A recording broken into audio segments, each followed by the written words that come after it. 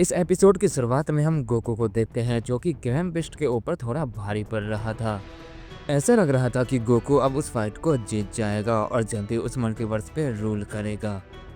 पर तभी अचानक से वहाँ पर होज़ारो आ जाता है, जिसे देखने के बाद सब बिल्कुल शॉक रह जाते हैं। होज़ारो अपने आसपास देखता है और कहता है, इतनी ज़्यादा तबाही शायद इसीलिए ज़ेनो-सामा ने मुझे यहाँ पर बुलाया है। आज से हज़ारों लाखों साल पहले की ऐसी ही फाइट हुई थी। ये मंजर देखकर मुझे उसी की याद आ गई। मुझे तो उसी वक्त समझ जाना चाहिए था जब ज़ेनो ने उसकी एनर्जी को मेरे पास भेजा। यहाँ पर तो सच में काफ़ी सारे लोग मौजूद हैं जो कि बहुत ही ज़्यादा पावरफुल हैं। ये कहने के बाद होज़ारो आगे बढ़ता है और कहता है, इसलिए अब मुझे इस फाइट को खुद ही अपने हाथों में लेना होगा। तभी ज़ेनो कहता है, होज़ारो अच्छा हुआ तुम यहाँ पर आ गए, मैंने सोचा नहीं था तुम इतनी जल्दी यहाँ पर आ जाओगे। इस पे होज़ारो कहता है, ज़ेनो-सामा आप बुलाया और मैं ना हूँ ऐसा हो ही नहीं सकता है। इस पे ज़ेनो कहता है, ठीक है होज़ारो, इन सबको जल्दी ख़त्म कर दो, इन सब ने बहुत ज़्यादा तबाही मचा दी है। तुम ही यहाँ पर एक अकेले ऐसे शख्स हो जो इन सबको रोक सकता है। होज़ारो कहता है, वो तो मैं देख सकता हूँ ज़ेनो-सामा, मुझे अपनी आंखों पे विश्वास नहीं हो रहा है कि ग्रैंडफिस्ट के होने के बावजूद भी ये फाइट अभी तक ख़त्म नहीं हुई। क्या हुआ ग्रैंडफिस्ट, क्या तुम कमज़ोर तो नहीं हो गए? इस पे ग्रैंडफिस्ट कहता है, ऐसी बात नहीं है होज़ारो, बल्कि ये सब थोड़े ज़्यादा ताकतवर हैं। इस पे होज़ारो कहता है, चिंता मत करो, अब मैं यहाँ पर जब आ ही चुका हूँ तो इन सबको ख़त्म किए बगैर यहाँ से नहीं जाऊँगा। इस पर ग्रैंडफिस्ट कहता है, होज़ारो संभल के, ये जितना आसान नहीं है जितना कि तुम सोच रहे हो। इस पर होज़ारो एक स्माइल करता है और अचानक से ही गोकू के ऊपर अटैक कर देता है। गोकू जो होज़ारो को देखकर सोच रहा था कि आखिर इन सब ने फाइट करना बंद क्यों कर दिया है। अचानक से ही होज़ारो का पद उसके फेस पे जा लगता है और वो थोड़ा पीछे जाकर गिरता है। पर गोकू खुद को संभालता है और होज़ारो को देखकर कहता है, तुम कौन हो जिसे देखकर सब इतना शौक रह गए हैं। इस पे होज़ारो कहता है, शायद तुमने मेरी कहानियाँ नहीं सुनी है, पर कोई बात नहीं, जल्दी तुम्हें सब पता चल जाएगा। ये कहने के बाद होज़ारो दोबारा से गोकू के ऊपर अपना अटैक करता है, लेकिन गोकू इस बार उसके अटैक को ब्लॉक कर देता है और एक एविल स्माइल के साथ कहता है, शायद तुम भी मेरे बारे में नहीं जानते हो, वरना तुम यहाँ पर कभी नहीं आते। गोकू की ये बात सुनकर होज़ारो थोड़ा गुस्सा हो जाता है और कहता है, तुम्हारी इतनी हिम्मत, तुम्हारी बातों से मुझे पता चल गया है कि तुम नादान बच्चे हो। ये कहने के बाद वो गोकू के ऊपर एक पावरफुल अटैक दोबारा करता है। गोकू उस अटैक को ब्लॉक करने की कोशिश करता है, लेकिन वो पहले वाले अटैक से ज़्यादा पावरफुल था, जिस वजह से गोकू थोड़ा पीछे चला जाता है। इसके बाद होज़ारो फिर से गोकू के ऊपर अटैक करता है और वो लगातार अटैक किए ही जा रहा होता है, जिस वजह से वहाँ पर काफ़ी तबाही मचने लगती है और हम देखते हैं कुछ ही पल में वो पूरी जगह तबाह हो जाती है और गोकू की हालत भी थोड़ी ख़राब हो जाती है। मानो ये कहकर कहता है, मुझे उसे रोकना होगा, लेकिन कैसे? होज़ारो को रोकना कोई बच्चों का खेल नहीं है, मेरे फादर भी उसे नहीं रोक सकते, तो मैं उसे कैसे रोकूं? साइज़ोमा उसे रोक सकता है, लेकिन रोहा उसे ऐसा करने नहीं देगा और मैं इन दोनों गार्ड के साथ रोहा को अकेले कभी नहीं संभाल पाऊंगा। हम दोबारा से फिर से फंस चुके हैं। मरनो जैसे ये कहता है, वो दोनों गार्ड अचानक से ही मरनो के ऊपर टूट पड़ते हैं और उसके ऊपर अपना सबसे पावरफुल अटैक कर देते हैं, जिससे वहाँ पर काफ़ी बड़ा धमाका होता है। उस अटैक के बाद मरनो की हालत काफ़ी ख़राब हो जाती है और वो भी अब लड़ने की हालत में नहीं होता है।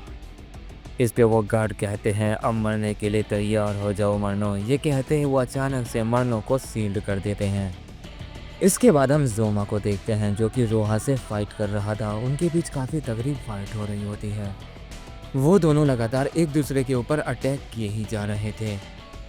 रोहा कहता है, अब तुम सब यहाँ से कभी भी बचकर नहीं जा पाओगे, क्योंकि वो यहाँ पर आ चुका है और जब तक वो तुम सबको मार नहीं देता वो शांति से नहीं बैठेगा। इस पे ज़ोमा कहता है, तुम्हें हमारी फिक्र क्यों है, वो तो वक्त ही बताएगा कौन किसे मारता है। ये कहने के बाद ज़ोमा अपनी पावर को अप करता है और रोहा के ऊपर एक पावरफुल अटैक कर देता है।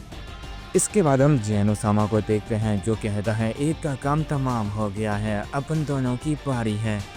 जल्दी होज़ारो उस मोटर को मार देगा, फिर अकेला ज़ोमा क्या ही कर पाएगा। उसके बाद सब मिलकर बहुत आसानी से ज़ोमा को भी ख़त्म कर देंगे और ये फाइट यहीं पर ख़त्म हो जाएगी। जैनो जैसे ये कहता है अचानक से गोकू उसके पीछे आ जाता है और उसे कहता है तुमने क्या कहा। जैनो अपने पीछे गोकू को देखकर काफी हैरान रह जाता है और कहता है तुम यहाँ पर आखिर कैसे आए मॉर्टल, तुम हजारों से बच कैसे गए। इस पर गोकू कहता है वो सब छोड़ो, सबसे मैन यहाँ पर तुम हो, इन सब के पीछे तुम ही हो, अगर तुम मर गए तो सब कुछ ठीक हो जाएगा, इसीलिए मैं अब सबसे पहले तुम्हें मारूंगा। ये कहने के बाद वो जैसे जैनो सामा को डिस्ट्रॉय करने वाला होता ही है कि अचानक से ग्रैंड फिस्ट जैनो सामा के सामने आकर खड़े हो जाते हैं और गोकू के अटैक को अपने ऊपर ले लेते हैं, जिससे ग्रैंड फिस्ट काफ़ी डैमेज होकर दूर जाकर गिरता है। गोकू कहता है नहीं, आखिर ये सब इस बोने को कब तक मेरे हाथों से बचाएंगे, मैं इसे ख़त्म करके ही मानूंगा। ये कहने के बाद वो जैनो के ऊपर अपना दूसरा अटैक करता है, पर तभी हजारों बीच में आ जाता है और कहता है तुम उस फाइट को छोड़कर यहाँ पर क्यों आ गए बच्चे। इस पे गोकू कहता है मैंने अपना इरादा बदल लिया है, पहले मैं इस बोने को मारूंगा, उसके बाद तुम सबसे फाइट करूंगा। इन सब के पीछे ये बिद्दी है और मुझे ये पूरा यकीन हो चुका है। शुरू में लगा था कि मर्नो मुझसे मजाक कर रहा है, लेकिन ये सच में काफ़ी खतरनाक है।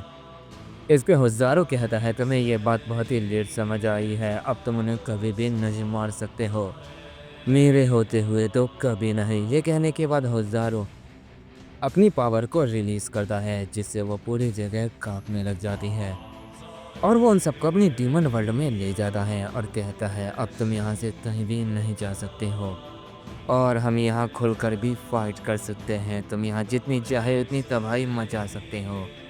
गोकू कहता है आखिर वो सब कहाँ गए। इस पर होजारो कहता है वो सब तुम्हारे सामने ही है, पर जैनो सामा यहाँ पर नहीं है, वो अपने प्लेस से इस फाइट को देख रहे हैं और अब तुम उनके पास जाकर भी नहीं पहुँच सकते हो, उन्हें नुकसान पहुँचाना तो दूर की बात है और जल्दी तुम सब यहीं पर मरने वाले हो। ये कहने के बाद होजारो गोकू के ऊपर फिर से एक पावरफुल अटैक करता है। गोकू उस अटैक को ब्लॉक करता है और होजारो के ऊपर अपना अटैक करता है, होजारो भी उस अटैक को ब्लॉक कर लेता है।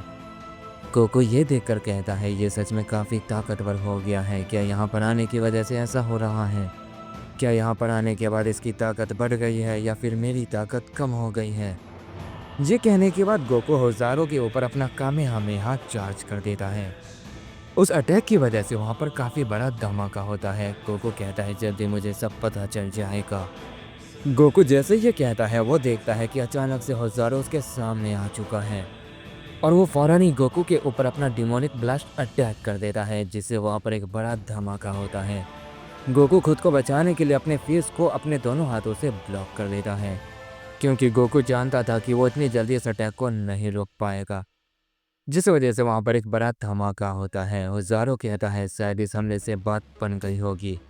होजारो जैसे ये कहता है उसके पीछे से जोमा उसके ऊपर एक पावरफुल पंच करता है, लेकिन होजारो फौरन ही उस पंच को देख लेता है और उसे ब्लॉक कर देता है और जोमा की तरफ देखकर कहता है तुम्हें तो मैं भूल ही गया था।